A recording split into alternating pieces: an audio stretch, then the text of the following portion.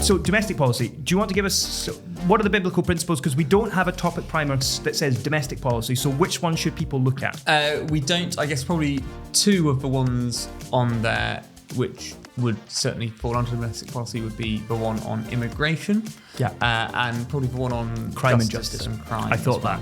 Yeah. Okay, so let me take the crime and justice one. Great. You take the immigration one. Fine. Basic biblical principles. Look, we worship a God of justice. Yep. Everyone will have to give an account to this God one day. And we also see in his law again and again that God cares about justice and is on the side of those who are most vulnerable. Justice matters to God, and that's why he establishes governments in the first place. Governments in Romans 13 are there to do two things. They're there to protect life, and therefore that means punishing those who do evil and praising those who do what is right. They're the two great tasks that a government has, to punish evil and to praise what is right. And so how that should work itself out, as you talked about with the economy, is a matter of debate. So there are two basic approaches. There's punitive justice, which is all about focusing mainly on punishment. And then there's restorative justice, which has as its primary goal, you restore someone so they play a part in society. And it's a both and approach, I think, when it comes to working that out in practice. So there's some of the main principles behind God and justice and crime as well. Great. Shall I do immigration? Why don't you do immigration? See if you can match how well I did mine. Well, I guess perspectives on immigration for Christians tend to fall into two. So on the one hand, some people would say, well, the responsibility of government is to pursue justice and fairness for its citizens. On the other hand, the foreigner is one of the kind of four groups, which are sometimes called the quartet of the vulnerable. So in that case, caring for the foreigner would be a matter of kind of fundamental ethics. Now, again, this comes with all the caveats. Society today is not like society 2,000 years ago. Immigration is assumed within the Bible as a fact of life. Often it occurs out of necessity. That can be natural causes. It can be man-made causes. That doesn't mean that each nation had an open border policy within the ancient world. There were reasons why an immigrant might not be allowed to stay in a country. Personal property was protected. Borders were established using boundary stones. One of the difficulties, I think, with immigration today is we bundle together every immigrant under one kind of big figure. That's right. And within the Old Testament, that actually wasn't the same. No. There were different words for different types of immigrant. So there were what we might call resident aliens who had come to settle to live in Israel, who were there all the time. And there were people who had only come for a short time. And the Bible treated them in different ways. And a bit like that, well, today we have different types of immigrant. We have university students who are just here for, say, 3 years. You've got people who are crossing the channel in small boats. Well, you can't treat the two of them in exactly the same way. And I guess the key principles for us then are governments talking about people who are made in the image of God? Because even if you want to send an immigrant off to Rwanda, they are still a person who is made in the image of God. Is a government pursuing fairness, say between those who have come here legally and those who have come here illegally? Is a government bearing in mind the particular circumstances of the person who has come? Is a government treating different immigrants according to the situations which they have been in? So those are some of the different things for us to be thinking about. Do you want to kick us off with the Conservatives? Yes. Why don't I do Conservatives, then you do Labour, and then we'll swap and change. So domestic policy in the Conservative manifesto, they're saying legal capital migration. So if you believe the government should focus on securing the borders, you're going to chime with that. They want to see numbers fall every year whilst protecting public skills in our public services. They're obviously committed to the Rwanda scheme with all of the controversy around that, whether it will actually work, whether it's legal and so on. In terms of justice, they want to recruit 8,000 more full-time, fully warranted police officers. And again, I suspect that will chime because people do talk about the fact that we want to see more local policing. And then they also want to pick up some of the work from what's called the Criminal Justice Bill, which didn't make it through Parliament because of the election. And so particularly they want to prevent sex offenders from changing their names, things like that. So there's plenty there that I think from a Christian perspective, you would look at and go, yep, I agree with that. And then there's some questions as well, maybe especially around some of their particular policies to do with immigration. Yes, and I guess one of the challenges which the Conservatives are facing is they have been promising to reduce immigration for a long time, and they have not done it. The numbers have gone up and up and up. Labour obviously also are promising that they will cut the immigration numbers. When it comes to small boats, they are prioritising a new border security command. So effectively, they're trying to stop people from crossing the border in the first place. They are very opposed publicly to the Rwanda scheme, but what people might not have picked up is they haven't actually ruled out processing immigrants in a third nation. Yeah. So it's all very well kind of saying we're against Rwanda. Are they actually against the principle of Rwanda? Not necessarily. Yeah. And immigration is a massive challenge, and I'm not sure anyone really knows quite how they're going to fix it. I guess one of the key priorities for Labour when it comes to crime and justice is they really want to make a priority of halving violence against women and girls, which we would be so in favour of. Obviously, we support the rule of law anyway, but we, again, want to care for those who are vulnerable. And when it comes to things like sexual offences, those are horrible things. So we are massively pro that as a mission. Whether they're actually able to achieve it is a different matter. Yeah. Okay. Liberal Democrats. Liberal Democrats are pledging to scrap the Illegal Migration Act and the Rwanda scheme as well. And they also want to stop the smuggling and trafficking gangs. And so that means working more with Europol and French authorities on that.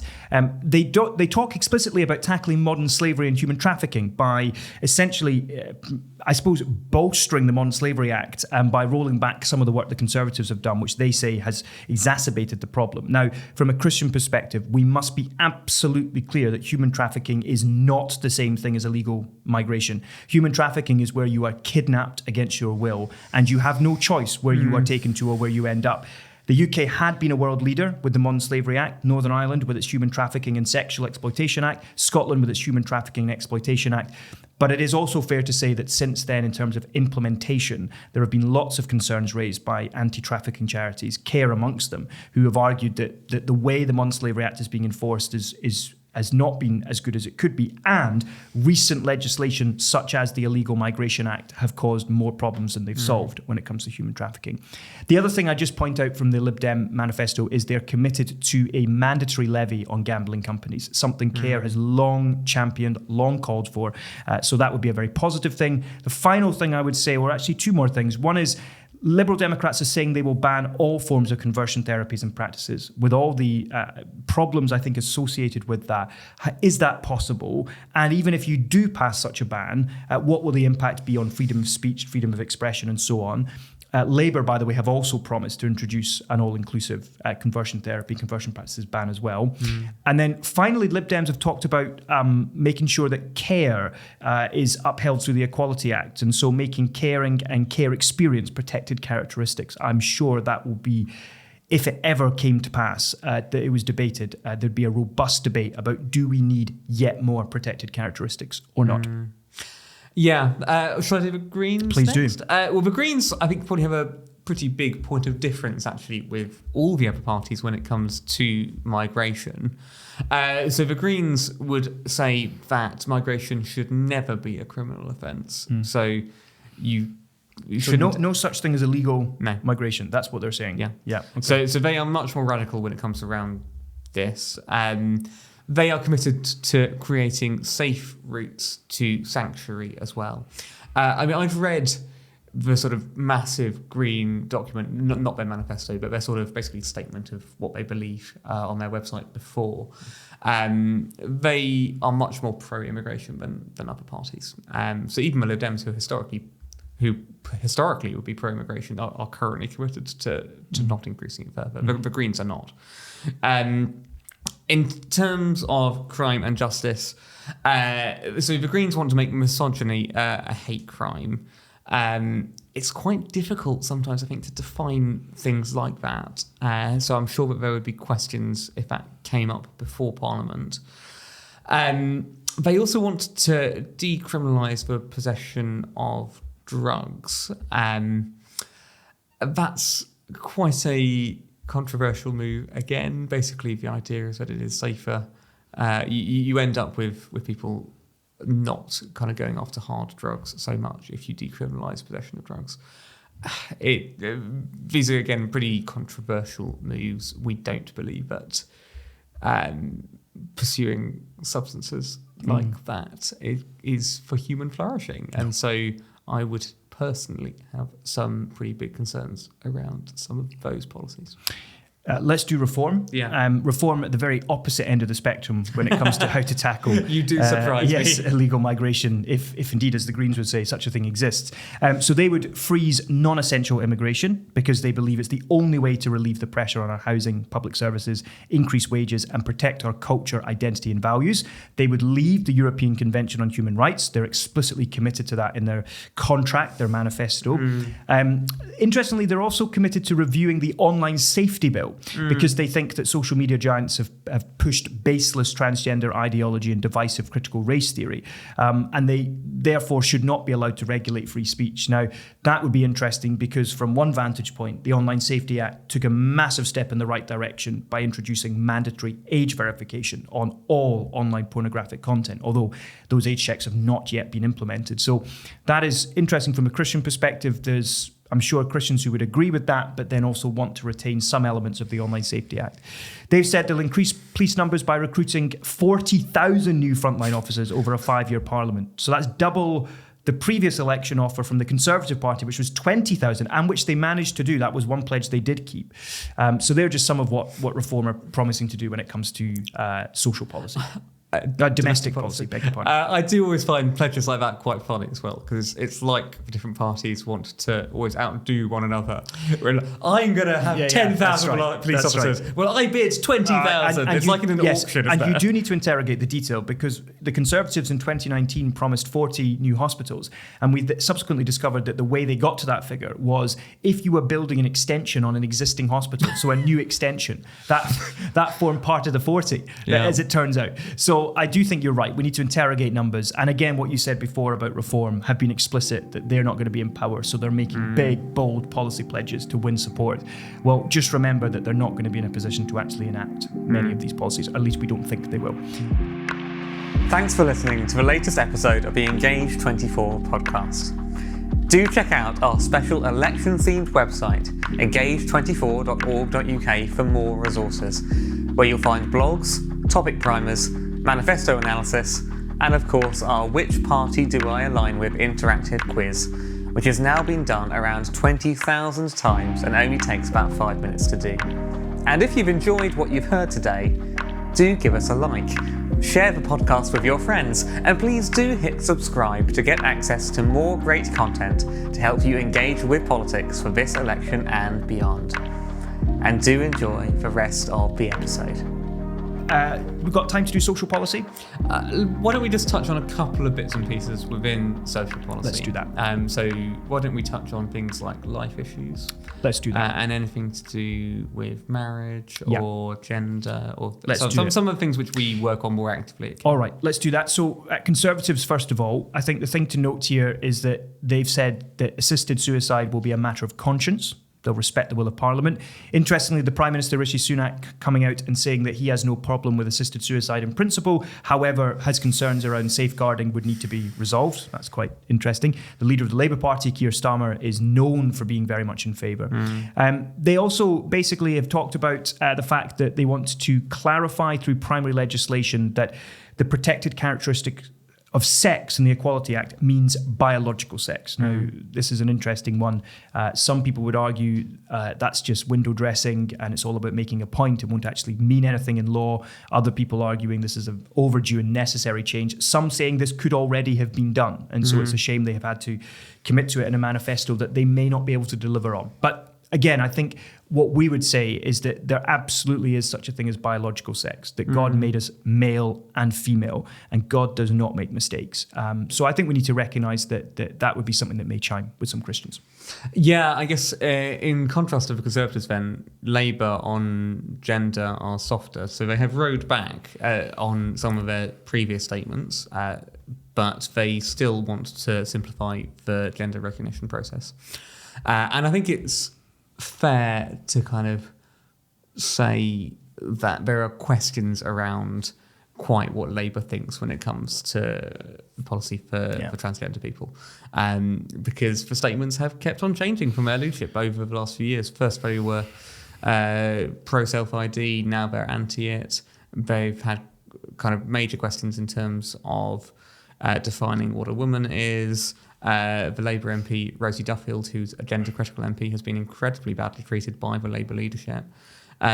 So it's not clear, I think, quite what they do and don't stand for when it comes to that. You've really touched on Keir Starmer's position on assisted suicide. Again, Labour have committed to having parliamentary time for it. Yes. So there would be a debate in Parliament, and one would imagine that Keir Starmer would be pretty prominent in speaking for it. Assisted suicide. So likewise with the Liberal Democrats, they've committed to making time in Parliament for a full debate and vote on legislation on assisted suicide for the terminally ill, mentally competent adults with strict safeguards, they allege. Interestingly, when it comes to abortion, they want to enforce the buffer zones around abortion clinics. There is a nationwide policy across England, but it's not yet been enforced, and recent evidence suggests that the government was almost rowing back a little bit, that there was going to be space allowed for people to pray silently outside abortion clinics in England. I really like the policy of increasing, doubling statutory maternity and shared parental pay to $350 a week. I say that as someone who is due to become a dad this year, so I had a vested interest in that. And the other thing I thought was interesting as well in terms of the policies that they're committing to is, again, when it comes to, and we've mentioned it already, the whole conversion practices thing and a full inclusive ban that would cover trans as well. They've committed to that. And again, I have big questions about whether that is ever going to be a good idea. Well, again, picking up on that sort of theme, the Greens, again, of all the parties, have the biggest points of difference. So when it comes to gender, they are pro-self-ID. So that's the idea that someone can just say, I feel like I'm a woman today, therefore I am a woman and I must be treated like a woman. So that is quite a radical position for them to take. There have even actually been stories, I think in Scotland, of expelling members from the party who believe in biological sex, or the importance of biological sex. So when it comes to gender, the Greens are really not in a positive place from a Christian point of view. No. They also proactively would back bringing in assisted suicide. Which is fascinating. I mean, that whenever a party commits to actually passing a law on that, rather than saying we'll make time or we respect conscience, that is, I think we can miss, that is very radical. This is a hotly contested, debated policy idea. And to say that we will actually introduce it is quite something. Yeah. Reform then, well, the big thing I think is the fact that they'll support marriage through the tax system. They would want a 25% transferable marriage tax allowance, and that means no tax on the first $25,000 of income for either spouse. By the way, at the moment it's 10%, so that is a huge increase. And they would also promote child-friendly app-restricted smartphones. I have huge questions about how on earth you would go about doing that, but some people will connect with that because of real concerns around the impact of smartphones, social media on children and young people especially. So interesting ideas there. I mean, I wonder, here we are sort of drawing breath right now, and we've barely scratched the surface of some of the other areas. Now, I think two things I would say. The first is really encourage you, if you're watching and listening to this, that there's so much more information to be found on engaGE24.org.uk. There's still weeks to go before the polling day. Take the time to read our manifesto analysis. We do the hard work for you. And I hope you'll sense from what we've covered that we have talked about some of those controversial issues like abortion, assisted suicide and conversion practices and all of that. But we've also talked about some of the broader issues that we think Christians should care about too. So I think you'll get both when you come to our election manifesto analysis. Yeah, absolutely. And I guess we have started with manifestos which have been more than 100 pages long. Yes.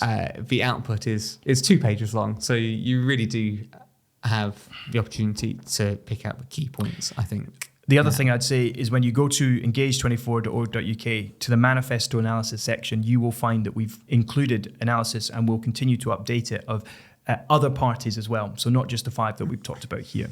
I guess one of the things that we want to just circle back to re-emphasize is we talked before about the fact that this is one key part of forming our vote. What are just quickly some of the limits when it comes to analysing the manifestos and deciding who to vote for? What do we just need to be aware of as we come to this? I was thinking the other day about what actually goes into casting your vote, and I ended up deciding that there were 4 things. The first was a party's convictions. So what do they stand for? What do they believe in? What are they promising they will do? But that was only one part of it. And the other 3 were competence. So are they actually going to fulfill the things they have promised to do? Are they going to be able to? Or are they actually not very good at governing? And to some extent, one might possibly argue that the Conservatives have not had the best track record on that score in the last 5 years. Liz Truss, again, springs to mind with her 44-day reign. The next one, which also began with C, was character. So the character of our local representatives matters. If you can be trusted with small things, you can be trusted with big things too. That goes for our local representatives. It also goes for the Prime Minister of the country. It was ultimately one of the reasons why I personally, in my own conscience, did not vote for the Conservatives when Boris Johnson was their leader, because I did not trust his character. And the fourth was the circumstances which we find ourselves in the country at this current time. So you might have a time where what you actually need is a bit of stability. That's certainly the case which Labour is making. You might have a time when you need to take more radical, big, bold action, as Rishi Sunak is saying. So that's 4 different things which go into a vote. Convictions, competence, character, circumstances. You need to work out what the best party is when you've weighed up all of those different things, not just what they are promising to do. It reminds me of not leaving your exam prep to the last possible minute and begin engaging with engaGE24 now rather than waiting until the 3rd of July to start thinking through who you're going to vote for. That's really, really helpful. And I think also, again, just coming back to that point, that even if a party wins, they may not, through no fault of their own, be able to fulfill every manifesto commitment. And equally, I think there are times where we have to call out and say, you promised this, you could have done it, but you've made a political choice not to fulfill that promise. That has to be weighed in the scales, as it were. So here's a question for you then. Thank you. What happens if you can't agree with all the points in a manifesto? Because I imagine we won't. Absolutely. Probably none of us will be able to look at a manifesto and say, actually, I agree with all of that. Yeah. So again, this gets to the heart of the complexity of voting, because there will be no manifesto that you completely agree with. Because when it comes to different policy areas where it's not black and white, where there are biblical principles that almost, as it were, allow us to go either left or right, depending on other factors, then I think we need to pray about it. I think we need to weigh things in the scales and go, what are the things that matter most to me? I think you also need to absolutely consider those other factors that you've just talked about. And so much prayer is needed, I think, as we come to this, and a willingness to talk to other Christians about what they're thinking, because they may well have picked up on things and spotted things that we've missed. A couple of final points. You were going to respond. I was going to respond. Why don't you respond, Peter? Why not? Thank you. Welcome. Then I'll finish the podcast. I came across what I found was personally quite a helpful article from Tom Wright recently, who talked about what we might do in this kind of situation. So he sort of said, when we vote for somebody, we are not saying we agree with them about everything and support them in everything they want to do. We're simply saying, at this moment in our country's history, we need the kind of leadership that broadly this person or party might produce. A binary vote is a very blunt instrument, and the chances of finding one candidate who you absolutely agree with and another you absolutely don't is fairly minimal. He went on to say that in Britain, we tend to think we are voting for the least worst option. And he said, and once you say you're voting for the least worst, then there's a sigh of relief. I do not have to scrutinise every bit of this person's voting record. I simply have to assess what the options are and what will be best for the world and for my country in this current state of affairs, which actually I found quite helpful. You are not signing your soul away to the Labour Party if you if you cast a vote in that direction. That's right. And you are not saying that you necessarily agree with everything that you stand for, but you are saying they are the best option currently, if that's what you decide to do, or Conservatives or whoever else. Absolutely. Two very quick things, I think, to finish with. The first is thank you to the nearly 20,000 people who've responded to our election quiz. Please keep using that. Perhaps you want to, after doing more thought and more deliberating, perhaps you want to revisit it and try it again, because your results may change. So yeah, that's been fantastic. We've been so excited, so encouraged by the level of take up on that. But keep using that, keep sharing it if you've got friends and family who haven't used it. I thought it would just be nice to finish with the prayer for the day in our election prayer diary.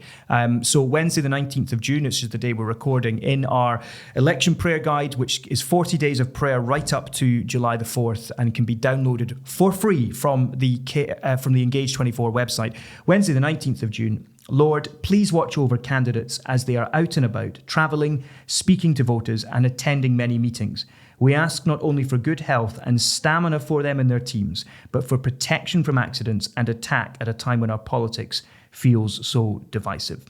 Amen. Amen. And that is a great prayer to pray, especially as candidates sadly have been in danger on the road, and we want to pray that God would protect them. So anyway, Peter, we've begun our manifesto analysis. I got the feeling that there's more that we'll need to do to kind of get into the weeds of even more detail, notwithstanding what Tom Wright just said, and that will be a wonderful thing. So until next time, it's been a pleasure. Thank you. Good to see you. Good to see you.